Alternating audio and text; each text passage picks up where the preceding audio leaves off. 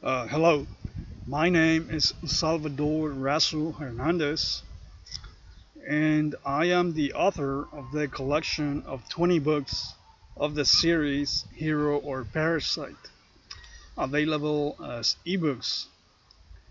So I am publishing these books on my own at this time, and I will only offer them as a ebook at this time. I might also do private readings of the book with illustrations as a private videos on my channel. And I want to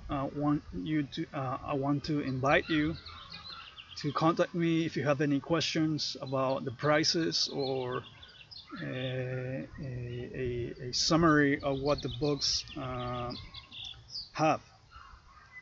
So number one of the series is The Cartel of Cartels, the pyramid scheme of masqueraded mafias.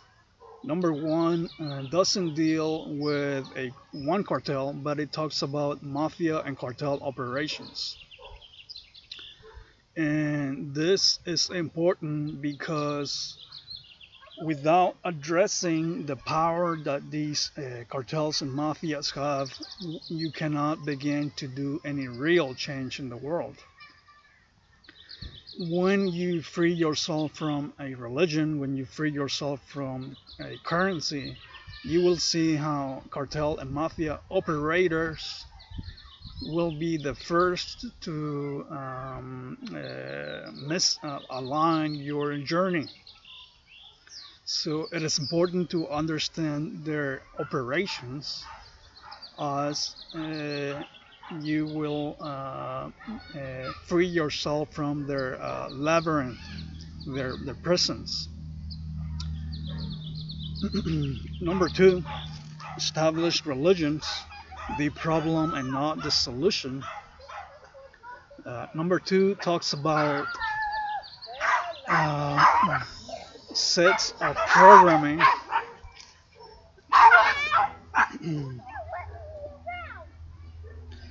So number two, established religions as a set of a program, like a code, a set of ideas that are indoctrinated by the current systems, by the mechanism, the problem and not the solution. So we explore the five major religions. We go into a little bit into messiahs and prophets, but it is centered around the idea that liberating knowledge will always be sabotaged, will always be prone to contamination and even exploitation, as the work of liberating knowledge is a threat to the established disorder. Number three, consciousness in our thoughts, acts, and work in a world of complete control. So, consciousness in our thoughts, acts, and work. You can only be conscious of something when you are really liberated from the pyramid of control. So awareness is the ultimate tool to be conscious in your thoughts, acts, and work in a world of complete control. And we talk of how the mechanism has a say on everything you do, say, and think because you are chained to it. If you are human, then you are subjected to a humanity, and you're also subjected to its lower levels, which is human animals, animals, uh, uh, beasts, and demons that have other powers that are unknown to us. And so how it is to be conscious, what it is to be conscious. Number four, internal and external, understanding creations, the patterns, the beauty, its complexity, and the uniqueness of our reality as we exist in a world full of millions of realities. So in this book, we explore the human body, what is the networks that are inside that are perpetual, and we also compare the external patterns of the world as it allows us to understand creation. We also take a look at the mechanism's role in creating internals and externals,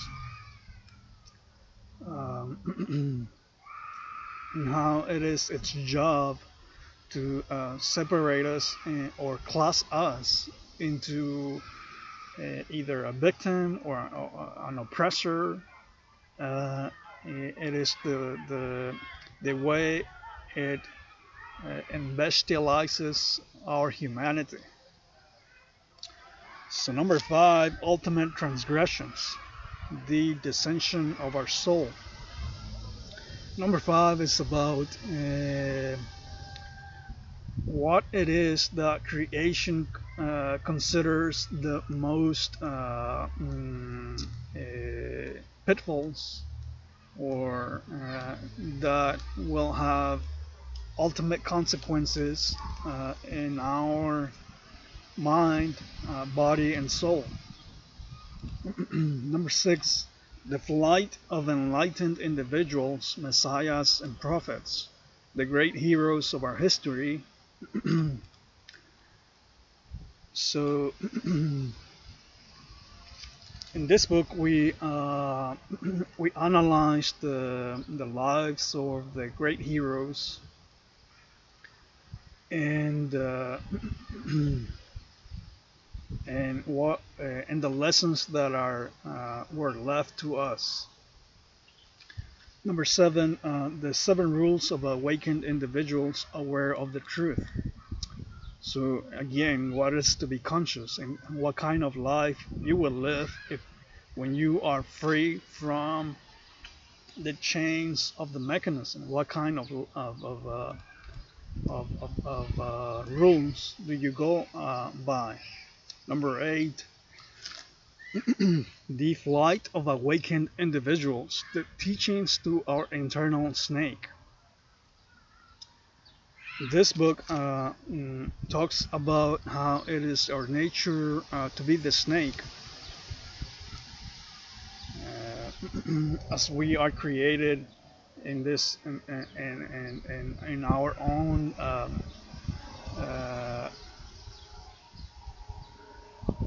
with limits. It is our nature to be ignorant,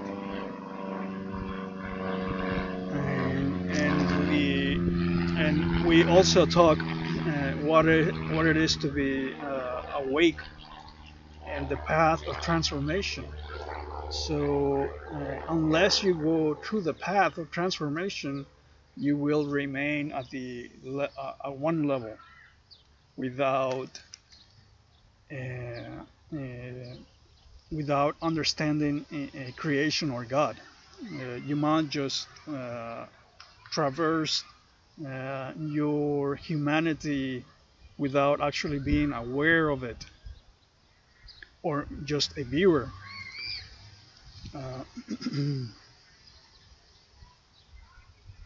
Yes, so what it is to be, and the teachings to our internal snake is actually the freedom from ignorance. The teachings to our internal snake is actually cutting the head of our ignorance, the cutting the chains of misery. It's finding the systems that perpetuate the sickness and stopping them, destroying them, or creating new systems. So overcoming the limitations that are a byproduct of our nature, the mechanism. So how we must break away from the prisons to find true liberty. So those prisons are the snake. So, and unless you want to break free from those your own limitations, then you cannot see beyond the or lower levels or higher levels. Those are not an option to you, or those are not even a reality to you. So number 9, coexisting with human animals led by perdition, the path of others, we must understand what it is to be human, humanity. We take a look at the history of animals led by perdition, what their great contributions to the world, like the Holocaust. That's the contributions led by a bunch of animals. We will take a look at the history of animals led by perdition. We will also study demons and beasts and their operations. So, so without understanding cartel and mafia operations, you might be a victim of them and not even realize it. But you will not find freedom from that misery because you will never address their operations. So it goes back again to the you cannot free yourself from something that you are not even aware of. You will never remove the blindfold if you are content with your intent.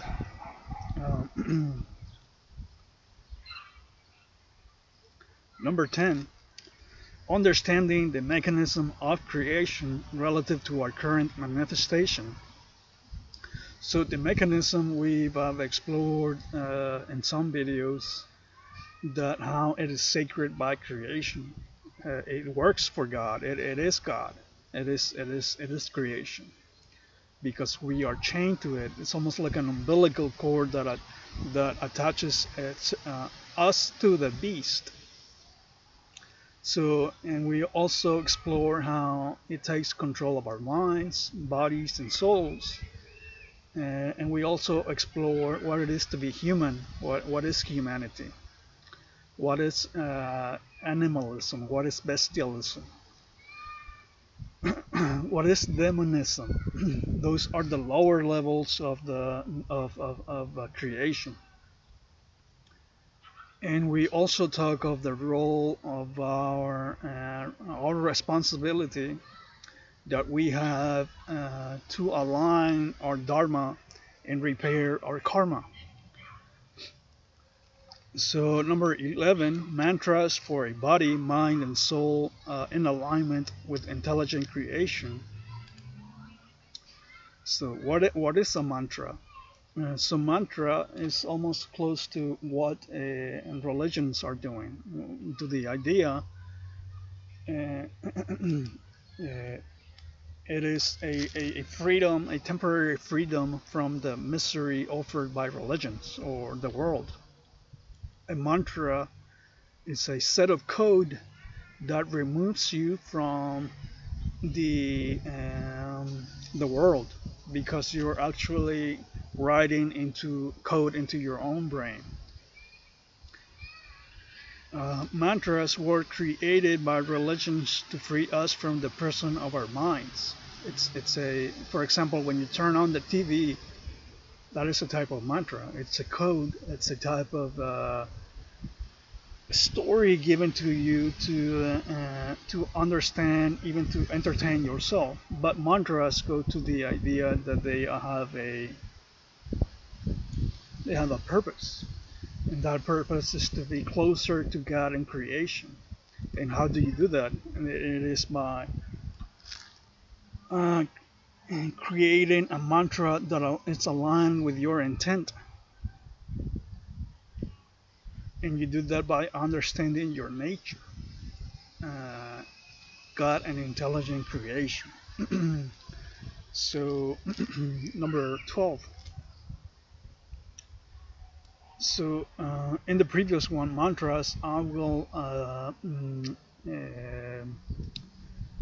provide sample mantras and break them down with to their to their to their core to help you create and edit those mantras to your current manifestation. Number 12, 10 ways to facilitate intelligence in a world chained by ignorance. So you might uh, find yourself on a level or at the top of the awareness pyramid, but the world is still chained to ignorance. So you could find yourself a cave and live there, but that is a very passive stance. And we have explored how parasitism is not favored by creation or God. In fact, parasitism is a pitfall. It's actually a transgression. So what is it to facilitate intelligence?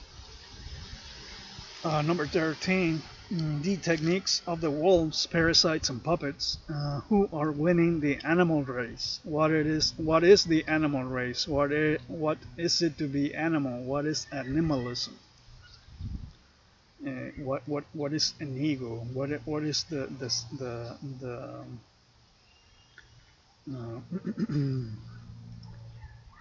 So humanity presents us with the option of conquering our bestiality and animality by retaining and operating as intelligent human beings. This So this book, number 13, The Techniques of the Wolves, Parasites, and Puppets, goes to the idea of understanding the lower levels of perdition as it relates to you being able to recognize a labyrinth, to recognize a pitfall, to recognize a trap set by either a demon or an animal or a beast that wants you to drag you deeper into its levels. So in order for demons and these lower levels to gain more control, they need to drag humanity down. And so we will explore how do they go about doing this.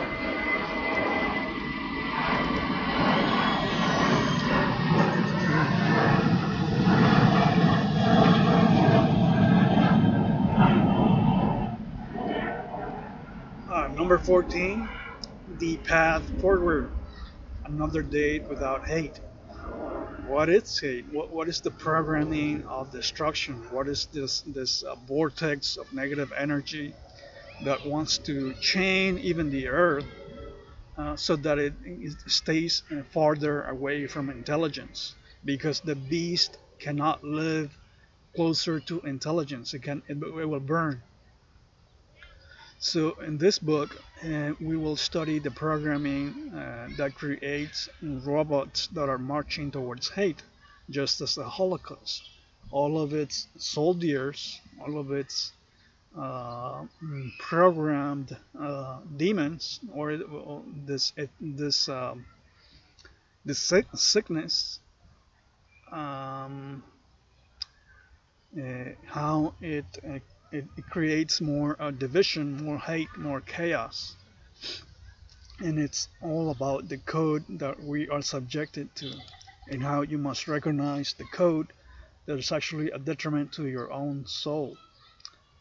And which will not manifest immediately. It will take, sometimes it can take years and even other lifetimes. So it centers around the problem, which is programming, code, religions, entertainment, and technology, all of these pitfalls, and it provides a solution: freedom from the prison or labyrinth as an active path to traverse. Number 15. 10 systems the demons control and how to protect yourself. So, we live in a world that is controlled by the mechanism, that is sacred by creation. And the demons that have that are in charge of keeping the control of those systems will continue to do so. So you must learn to protect yourself from such power. So this is a continuation of the title, in the Pyramid of Technology. In the Pyramid of Technology, we address the how the chains of technology. But in this title, the book centers around the idea, not in ideological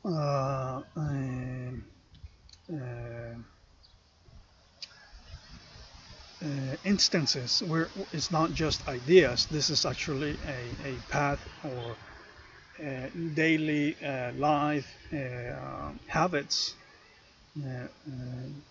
So to protect yourself from the systems. Number 16, peaceful revolutions against demons are insufficient. So this goes back to the trap of peace, the trap of parasitism, the trap of just pretend that there's nothing to be done. I'll just ride the beast of Nazism, or ride the beast of democracy, or ride the beast of a plantation owner. Or I am living in a privileged society, therefore I will do nothing about the slaves, the immigrants.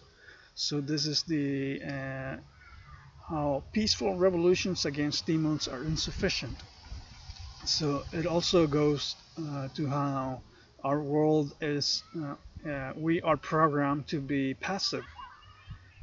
We are programmed to be parasites. We every time someone challenges a system, then something happens, and then that the repetition of that then creates a very sick society, sick person. And how so in this book we address this idea that change comes from negotiating with something that is beyond negotiation. You cannot negotiate with a Nazi. You cannot negotiate with someone that rapes little girls and little boys for most of their lives. So that is not the choice, and the problem lies that our established order tells us that we should not take matters into our own hands. And that is the pitfall, because the orders, the established order that we have, actually benefits those people. So it is an active stand to it's an empowerment that if you see something done, you address it immediately. That comes from the knowledge of the subjects that we explore in this book.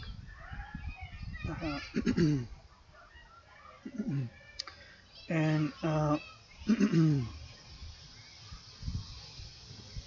so we will study real examples of passive stances of how humanity lost its humanity because of its inaction.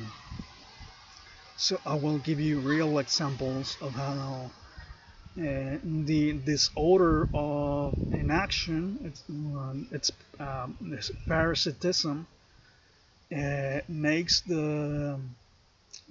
us losers and makes the established disorder winners.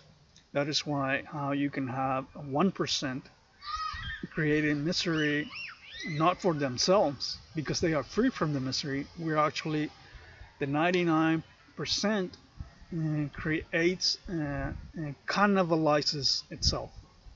So, and this is a problem because the 1% is busy making us believe that they are actually on our side when they're actually not. But the 1% are only puppets to the mechanism. The mechanism takes their will, takes their it overtakes whoever it needs to keep its agenda going. So that is the peaceful revolutions against demons. Peace is insufficient. Number 17, the pyramid of technology, liberty or death. So technology, how it is a tool to liberate or a tool for faster enslavement, a tool for faster parasitism, a tool for becoming and in this book we take a look at the dark web. We take a look at how some people benefit from selling the lives of other people, because technology creates either makes us bigger parasites or bigger uh, liberators. Number 18, the benefits of concerted terror. So this goes back to the 1% and what it is, their operations. The continuation of systemized slavery with the systems immigration, this idea of opposites, the idea of a superpower and slaves, and how even the people that are at the top who are just confused with wanting to help both and they can't, and when they realize they can't, then they must make a decision of whether they must auto-destroy themselves for a cause. So this is the benefits of concerted terror. We also take a look at cartel and mafia operations, and how is it that they use the systems. For example, we will also mention the all of the cartels and systems and mafias that the mechanism controls in order to concert its misery, in order to keep the factory of enslavement going. How does the mechanism create this negative vortex going? And it does this by concerted terror. It uses the 99% to enslave itself for the benefit of the 1%. Number 19, mind infestation, the technological holocaust. The beast is unveiled. So number 19 talks about also how it is centered on the power of your mind, how your mind is the ultimate weapon against ignorance. We will study how your mind is in constant attack, how to respond, when to respond, and when not to respond. So for example, a liberated mind, it's free from attack because the mechanism knows that it cannot bend it to its will.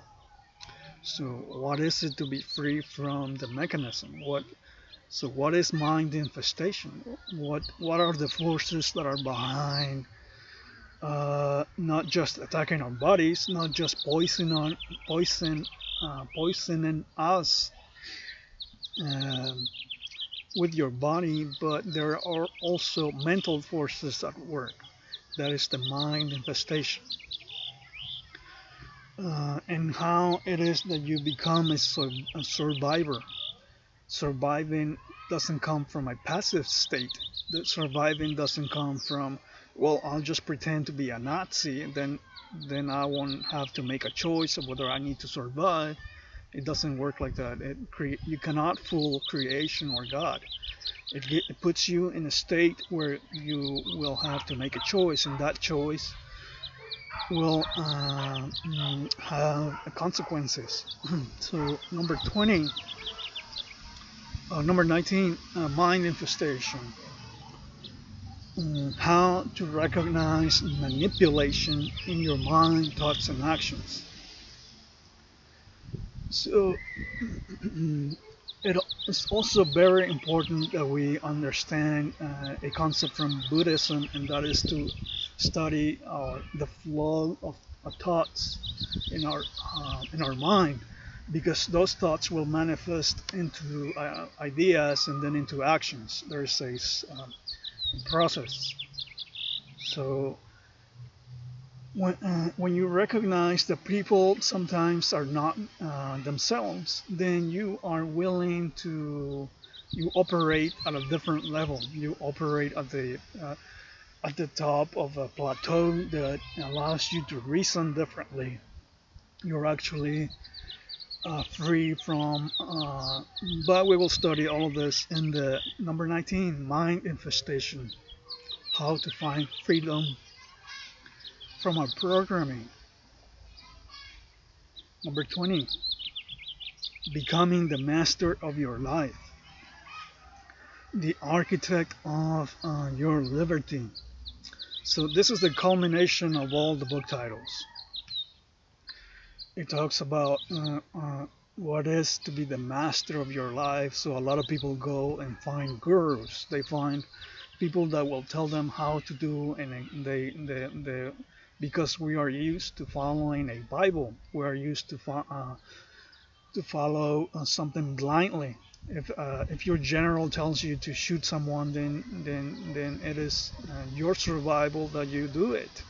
So, but that is not becoming the master of your life. That becoming the master of your life is not based on obedience. So it's about responsibility, to set order in a disordered world. And we have talked on how even the order that you bring will look as disorder, because people are deluded into thinking that the established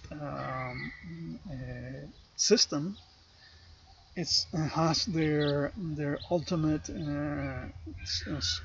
it's supporting their lies. Well, it's actually the total opposite. But these people don't know. I mean, and when they find out, then they reach a dead end. They reach a dead end in which they must auto-destruct. And some people are just too weak. They are not willing to be a victim of their misery.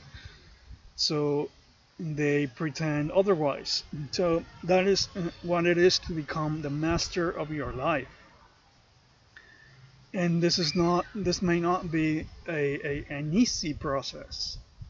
Remember, because we have transgressions. So recognizing the path of others, recognizing that some people might be just protecting their children, they might be just protecting their careers, they might be deluded into thinking that they're actually doing the right thing when they're not. So what it is to have immediate and decisive action. So when you are the master of your life, you're not imprisoned by all these ideas that society tells you that's the only way to live. And so becoming the master of your life gives you a power that other people don't have. So for example, we have seen how Jesus had powers that were only available to him because he did something extraordinary, and that is the emancipation of not just his emancipation, but the emancipation of hundreds and thousands of slaves. So it doesn't come from an egocentric place where I'm just going to save myself. It comes from a place, and so becoming the master of your life gives you a certain perspective that other people it gives you a certain power over uh, animals, demons, parasites, and even the mechanism of creation. So when you are the master of your life, you can see labyrinths for what they are. You can see traps. You can see a path that doesn't favor your intent. And I want to stop with number 20, becoming the master of your life, and invite you to contact me, as I will offer these books only as I write them. And I have the package, the 20 titles, as a package price, and and at this point I'm only able to offer them to you on my own, because most people will not touch these subjects. So, and there are forces actually keeping that from happening. So, but I hope that some of the sample paragraphs that I share with you will spark or your interest, and then feel free to send me an email or comments or ideas. I welcome, because I am still exploring some of these subjects, and um, and so as I explore these ideas, I might edit the content. So thank you. My name is Salvador Razo Hernandez, and I want to thank you for your attention.